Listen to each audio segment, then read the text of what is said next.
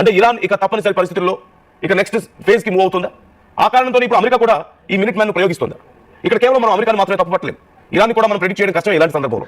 ఎందుకంటే ఎవరు అనుకున్నారు వాళ్ళకి సంబంధం లేదు, వాళ్ళ దగ్గర అమెరికాకు సంబంధించినటువంటి సైనిక స్థావరాలు ఉన్నాయి.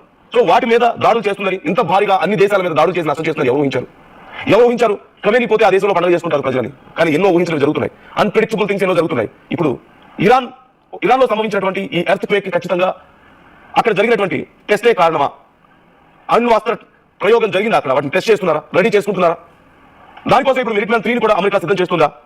ఎందుకంటే వార్ హెడ్స్ ని మోసుకెళ్ళగలిగేటువంటి కెపాసిటీ వీటికుంటుంది, అణుబాంబులు తీసుకెళ్ళగలిగేటువంటి కెపాసిటీ వీటికుంటుంది. ఈ నేపథ్యంలో సరికొత్త ఆలోచనలు, సరికొత్త డౌట్స్ తెర మీదకి వస్తున్నాయి. మీకేమనిపిస్తుంది? ఒకవేళ నిజంగా ఇలాంటి అణ్వాస్త్రాలను ఉపయోగించే స్థాయికి వస్తే ఇక మూడో ప్రపంచ యుద్ధం కాక ఏమొస్తుంది? ఎందుకంటే ఇది ఒక దేశంతో ఆగేది కాదు, ఇప్పటికే గల్ఫ్ దేశాలన్నీ ఇందులో ఇన్వాల్వ్ అయ్యాయి. ఇరాన్ ఓవైపు, ఇజ్రాయెల్, అమెరికా ఓవైపు ఉంటే తుర్కీ, చైనా లాంటి దేశాలు ఇంటర్నల్ గా ఇన్వాల్వ్ అవుతున్నటువంటి పరిస్థితి.